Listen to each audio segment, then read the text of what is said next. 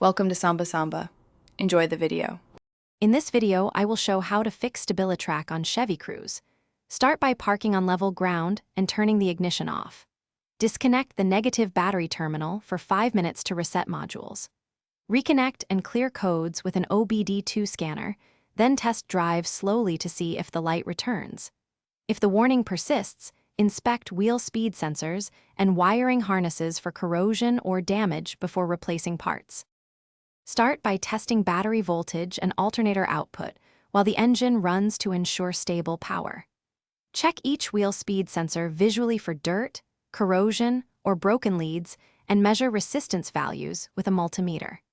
Inspect the ABS module connectors for water intrusion and bent pins, then wiggle harnesses while monitoring live data to find intermittent faults. Replace suspect sensors or repair wiring with heat shrink and dielectric grease for lasting protection.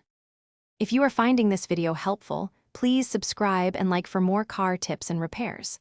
Quick recommendation: life's too short for cheap socks. Go darn tough for comfort, durability, and a lifetime warranty that outlasts long road trips.